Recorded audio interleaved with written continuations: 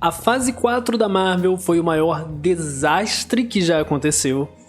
E eles precisam ir para um outro caminho, eles precisam retroceder essa curva que eles pegaram, porque senão simplesmente o universo Marvel vai se destruir. Então o futuro do MCU não pode ser a lacração, a agenda ideológica e tudo mais, porque simplesmente foi provado que isso não funcionou e isso tá destruindo, tá ruindo o Império Marvel. Só que não é assim que vai acontecer. Então, muita gente vê por aí exatamente essas coisas que eu falei. E se você compartilha, se você pensa, se você tem essas opiniões, você tem uma tendência a ter visto mais sobre isso. Então, quanto mais você acha que o problema é a lacração e tudo mais, você tende, né? Na real, o ser humano tende a ir atrás de ideias e de discursos que reforcem os nossos pensamentos e as nossas opiniões. E a gente tem um grande defeito de não ir escutar o que o outro lado tá falando. Então, hoje a gente vai debater, não, né? Porque não é uma live, enfim, no máximo nos comentários aí, mas a gente vai conversar um pouco sobre o futuro da Marvel, porque a própria Marvel se pronunciou sobre isso, o que vem após a fase 4, não falando sobre filmes, sobre títulos, sobre nada, mas sim sobre as ideias que eles querem botar em prática. E, bom, resumindo, que é o que você quer saber, se eles vão continuar aquela lacração ou não. O interessante desse bate-papo, desse assunto, é que ele é muito especulativo. Muito especulativo. Todos esses dados que a gente fala, que você traz, que eu vejo as pessoas comentando, tanto de quem apoia, quem não apoia, quem acha que tem que ser, quem acha que não tem que ter lacração, que é lacração. Quem, como eu, acha que lacração não existe, é só uma histeria coletiva. São dados especulativos, a gente não tem acesso aos dados reais da Marvel, a gente tem no máximo a bilheteria, e isso não quer dizer absolutamente nada, nem de qualidade, nem de financeiro, né? Não quer dizer nada, porque o filme não é só aquilo que ele fez, é muito mais complexo do que isso. E aí, como vocês podem dizer, porque isso tá destruindo o universo Marvel, todo mundo odiou a fase 4, todo mundo odeia She-Hulk, odeia Kamala, odeia isso e aquilo, o outro lado simplesmente vai dizer, cara, não, a fase 4 foi muito interessante, foi muito legal. Olha os números, olha a bilheteria e veja como teve um resultado muito positivo. E nisso vai. Então é tudo especulativo. Não temos dados pra gente ficar falando isso. Então a gente só vai ler. Eu vou ler pra vocês e a gente vai conversando sobre isso daqui, ó. Vou levar vocês aqui para o meu computador. Porque o rolê... Opa, não, isso aqui, essa aqui. Porque o rolê é o seguinte. Tem esse site aqui que se chama o Bounding into Comics. Ele é um site que, em geral, eu não vejo... Eu tô conhecendo ele agora, na real. Porque aí é que tá. Pelo que eu vi... E, na verdade, eu fui atrás um pouco disso. Ele é um site que ele... os autores dele, como esse John F. Trenty, ele meio que tem uma opinião... E a sua escrita vai um pouco por um outro lado do que eu penso. Eu não concordo muito com a forma com que esse site aborda as coisas. Então, exatamente por isso eu quis vir aqui, porque não é o que eu penso. E aí eu tô vendo um outro lado pra ir, né? Eu tenho um panorama de opiniões e de tudo mais pra eu montar a minha opinião. E a gente vai falar sobre isso aqui, ó. O diretor... só antes da gente começar, só um aviso rápido. Isso aqui é um site em inglês, tá? Perdão. Eu traduzi no Google Tradutor aqui, porque se eu fizer uma tradução simultânea aqui conforme eu for lendo, esse vídeo vai ficar muito grande, porque eu vou ter que parar pra pensar, eu não tenho raciocínio tão rápido assim. Então eu traduzindo no Google Tradutor aqui, vai ter uma coisa bizarra ou outra, vocês relevem, ok? Então, no caso, a diretora de elenco da Marvel Studios confirma que o estúdio continuará a abraçar a sua representação e agenda de diversidade que está lentamente matando o MCU. Você vê pela manchete que ele faz, que ele já deixa bem claro qual é o ponto de vista dele. Então, a notícia a diretora de elenco da Marvel confirma qual é o ponto de vista que eles vão continuar abraçando daqui pra frente e isso só vai aumentar. Que está lentamente matando o MCU é só a opinião dele, né? Porque Gente, não tá matando o MCU. Ele tá fazendo mais dinheiro do que nunca. Mais dinheiro pelas vastas produções, porque nunca teve tanta produção ao mesmo tempo no MCU. E porque se manteve as bilheterias que beiram o bilhão e tudo mais. Mas vamos lá. A diretora de elenco da Marvel Studios, Sarah Finn. Quem é Sarah Finn antes que todo mundo já comece? É porque essa lacradora desgraçada, não sei o que lá. É bom ver o currículo dela, que tem todos esses... Como vocês podem ver aqui, esses títulos, né? Loki, What If, o Mandaloriano, Guardiões da Galáxia, Pantera Negra, Mulher Hulk, Agente Oculto e tudo mais. Eu não vi tudo isso que tá aqui. Mas aqui a gente tem Moon Knight. E eu acho isso muito interessante porque Moon Knight, eu vejo que é uma série que foi bem aceita pela galera anti-lacração, né? Tipo, não, Moon Knight foi muito boa, porque Moon Knight não tem lacração, não tem essa agenda ideológica, não força nada goela abaixo. Eu já acho que força um roteiro péssimo goela abaixo. Mas isso é outra história. E aí prova um ponto meu. Olha como é interessante ser especulativo.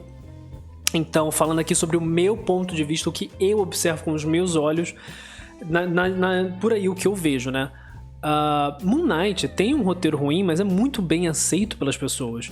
E uma opinião que eu tenho é que se, por exemplo, você pega um filme como Thor 1, não vou nem falar o 4, Thor 1, e aí muita gente não gostou daquele filme e fala, não, Thor 1 é horrível. Por que é horrível? Veja bem, é horrível porque o diretor fez isso, e aquela cena, porque não tem a ver com os quadrinhos, porque não sei o que lá, não sei o que lá. Thor 4 é péssimo. Por que Thor 4 é péssimo? Cara, porque a visão do Taika Waititi não combina com Thor. O que ele faz é horrível, então aquela cena é desnecessária, aquela piada desnecessária, e aí a pessoa vai destrinchando pra você exatamente por que a opinião dela tá embasada. Aliás, vai embasando a opinião dela. Mas quando a pessoa vira e fala Capitão Marvel é um lixo. Por que Capitão Marvel é um lixo? Porque ela é uma lacradora, né?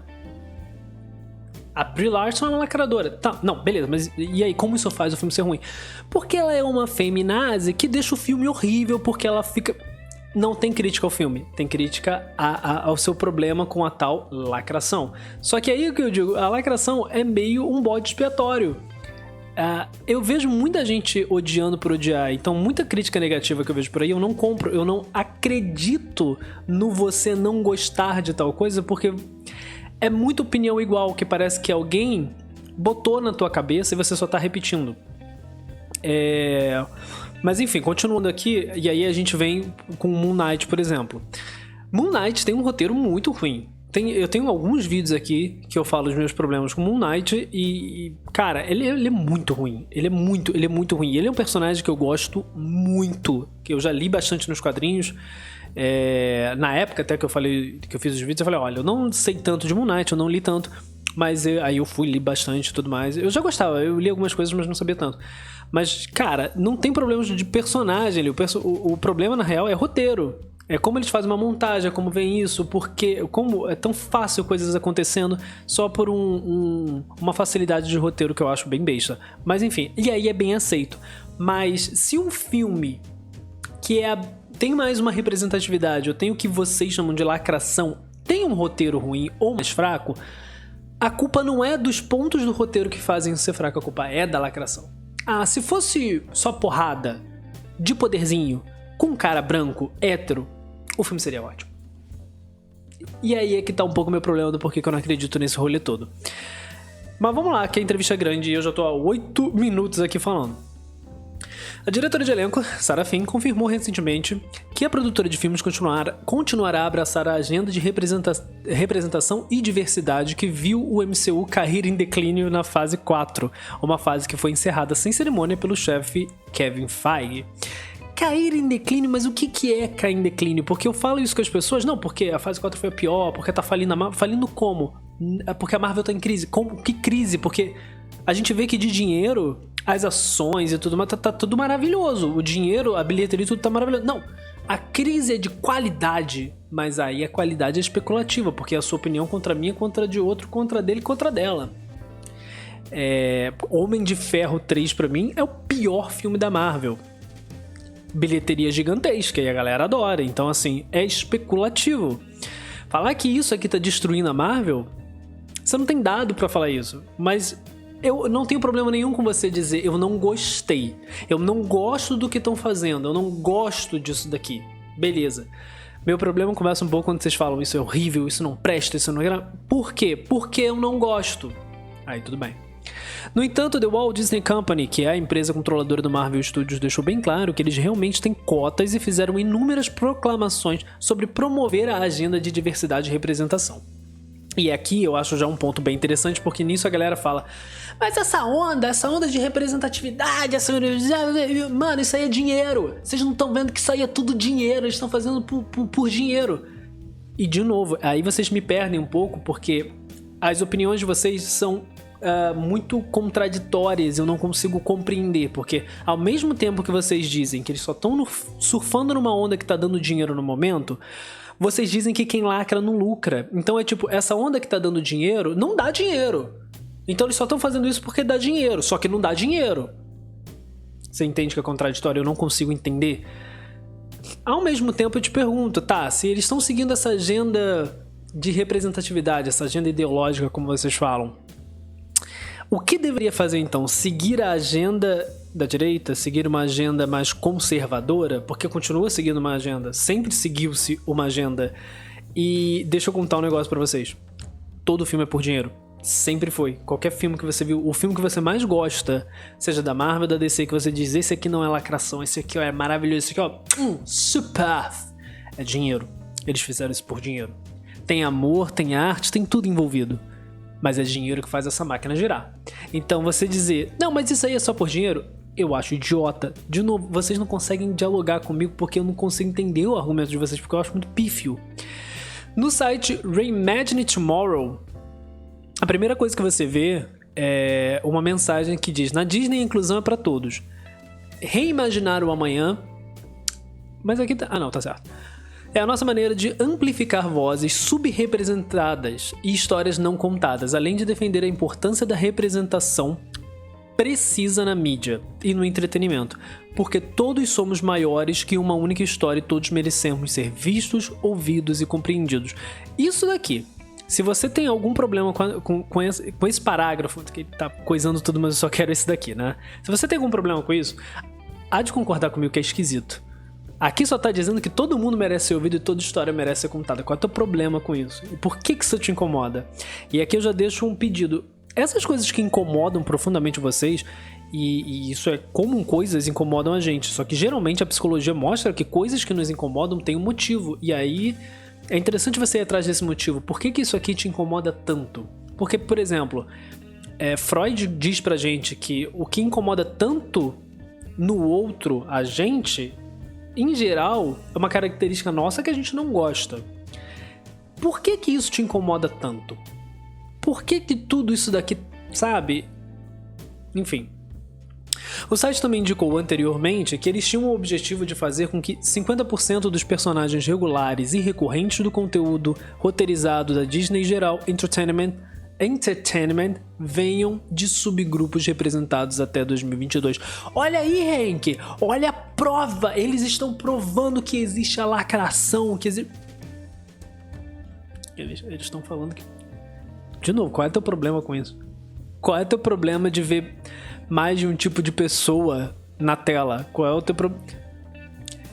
Bom, eu tento fazer isso, como não é uma live, eu tento responder algumas coisas de vocês. E aqui, geralmente, eu vejo um argumento muito comum que é: o problema é, eles estão mudando os personagens que já existem e eu não suporto porque está estragando a minha infância. Eles precisam criar novos. Mas quando cria-se novos, porque vocês podem dar uma pesquisada rápida na internet, tem agora, por exemplo, o Capitão América gay, que é um outro personagem, não é o Steve Rogers. Tem qualquer pessoa, tem uma heroína trans na Marvel. Personagens novos são criados com esse objetivo que eles estão querendo. Eles não são bem aceitos. Continua. Você pode procurar. Eu duvido que você já não tenha ou visto uma notícia dessas no Facebook cheio daquele haha, ou se você não deu esse haha. Por que você deu esse haha? Não é pra criar novos personagens? Se eles estão criando, por que vocês ainda não gostam? Por que é chato? E aí eu vejo muitos também. Ah, pronto, mais um personagem de lacração, mais um personagem... Você entende que o negócio pra vocês, Eu tô falando diretamente com essa galera, né? Eu espero que todos estejam me ouvindo, mas eu tô falando diretamente com essa galera. Mas você entende que pra vocês o lance é, não pode, em hipótese, eu não quero, de jeito nenhum, seja novo, seja mexendo no que já tem, eu não quero esse tipo de personagem, eu não quero esse tipo de ideia. E aí, problema teu. Porque esse é o maravilhoso da sociedade. Você tem que aceitar o próximo. O problema é que esse próximo, né, o próximo foi muito abafado durante muitos anos. E agora, seja por dinheiro, ou seja pelo que for, a consequência é que tá começando a ser ouvido. A prova disso é que você tá irritado. Desde então, foi atualizado e agora diz: estamos comprometidos em inspirar um mundo mais inclusivo, reimaginando a maneira como contamos histórias e quem as conta. Nossa intenção é ampliar o acesso e a diversidade no nosso setor. Isso aqui é importante. Adotando padrões de inclusão nas produções da Disney e live action, promover representação. Aqui, ó. Promover a representação na frente e atrás das câmeras, em marketing e muito mais. Por quê? Porque marketing é o que faz a diferença, é o que faz o business, é o que faz o dinheiro andar. Então é muito importante que aqui, é por dinheiro, eles estão se aproveitando. Agora todo comercial tem um negro, a família sempre é negra, agora tem gay, o Boticário tem gente gay. Mas isso é importante, porque é o comercial, é o marketing, é o intervalo da novela, do jornal, do futebol, que te obriga a entrar em contato com isso. E quando a gente fala na frente e atrás das câmeras, e olha, eu já trabalhei em empresas onde eu vi isso acontecendo, numa seleção de equipe, por exemplo, num processo de seleção de novos profissionais para a empresa. Eu já vi pessoas sendo desprezadas, pessoas sendo descartadas pela cor de pele, pela aparência, por um cabelo colorido. Eu já vi isso, eu tive contato direto com isso. Então, quando, seja de novo por dinheiro, pelo que for, ou por um fio pra surfar em alguma coisa, tá tendo consequência, tá acontecendo aqui. Então, uma pessoa que poderia não conseguir esta vaga de emprego que ela sempre quis, a pessoa nasceu lá desde criança, quer trabalhar na Disney, ela se formou e tudo mais, foi lá pra Disney e ela não conseguiu a vaga porque ela não é competente? Não, porque ela é negra. Não é verdade. Se for competente, consegue. Não, cara, eu tô falando pra você, eu já vi minha chefe falando pra mim: ela não tem uma boa aparência. E eu falei: cara, mas o currículo dela é superior do que o da outra pessoa. Não importa, ela não tem uma boa aparência e público precisa de uma boa aparência. Então não é, existe o rolê, tá? Vai por mim, existe o rolê. Não seja tão inocente. Então isso aqui é muito importante. Aí essa pessoa que conseguiu essa vaga, que finalmente tá feliz da vida, pra você, é uma lacração. Ela não deveria estar ali. Porque é só pra surfar no momento de uma ideia ideológica, de uma agenda progressista, blá blá blá. No entanto, também inclui os padrões de inclusão da ABC Entertainment, que exigem que 50% ou mais dos personagens inscritos regulares e recorrentes venham de grupos subrepresentados. Não apenas os personagens devem vir desses grupos, mas também 50% dos atores também devem. Cara, é o que a gente vê acontecendo. Finalmente, eu não vou lembrar o nome dele, mas eu vi agora há pouco, na real, por isso que eu não vou lembrar o nome dele.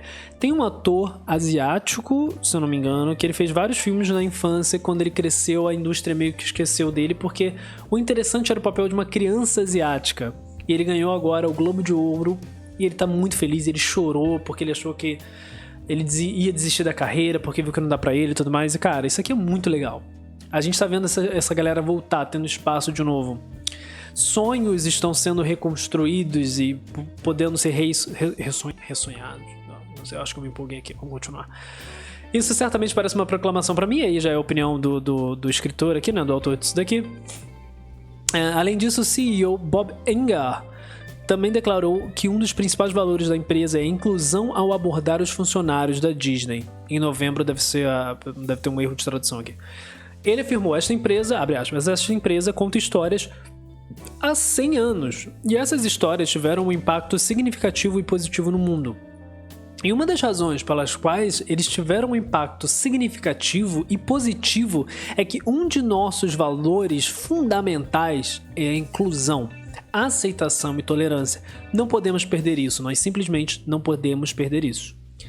Kevin Feige também revelou em abril de 2021 que o filme... Essa parte é um pouco confusa pra mim, eu acho que é pela tradução, mas vamos lá.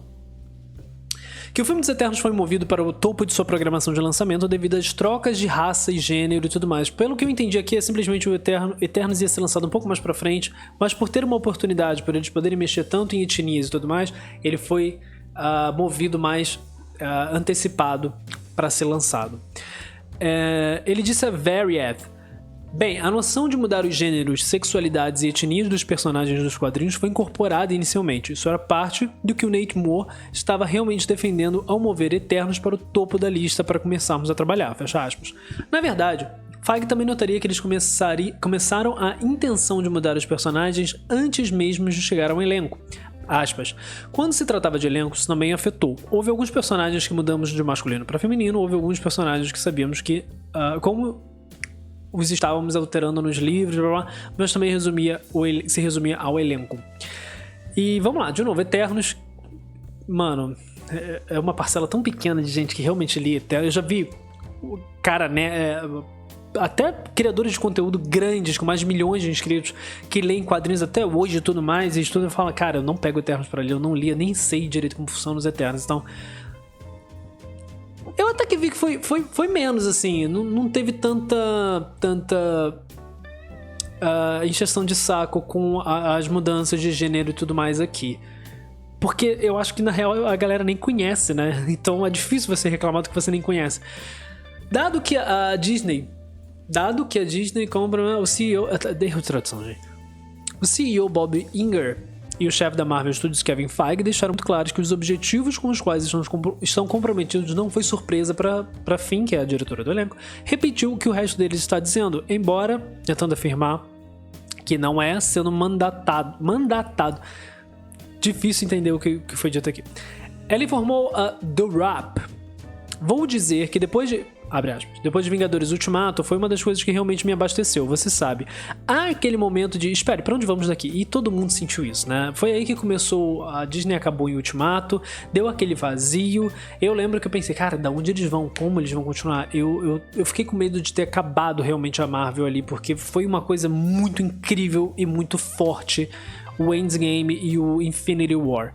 Depois de Ultimato parecia tão final, e então, é claro, esse impulso de que vamos com mais representação, mais diversidade, vamos mais jovens, há toda uma nova onda para explorar aqui, foi algo que deu uma energia para ela, como ela tá dizendo aqui. E continuando, tem outra coisa interessante aqui. Apesar das cotas que está claramente adotando, Finn tentou minimizá-las, isso aí já ele botando o texto de uma maneira um pouco, né? Enfim, alegando que a principal prioridade da empresa é talento. Ela retransmitiu, abre aspas, olha, o talento é o número 1 aqui, ok? Essa pessoa tem talento? Então, se eles têm talento, é que aqui ela fez um jogo de palavras no inglês que é um pouco difícil, mas eu vou tentar traduzir pra vocês, que é o seguinte. Porque quando a gente fala de atuar lá, eles falam play, né? Play a role. Pegar um papel pra atuar, né? Enfim. Então ela fala sobre percorrer longas distâncias. O que ela quer dizer com o que ela falou aqui é o seguinte. Ela quer saber se a pessoa que ela tá trazendo pro elenco dela tem o talento não só para fazer bem o papel, mas é um papel mutável, então para percorrer a distância que esse personagem pode ser desenvolvido, tipo o Thor, que hoje em dia não é o que ele era quando ele chegou no CM. E o Chris Hemsworth, ele se encontrou e ele melhorou muito, ele conseguiu ser versátil o suficiente para lidar com todas essas mudanças do Thor. Eu acho isso incrível dele. E esse é um ponto de partida para ela para escolher elenco.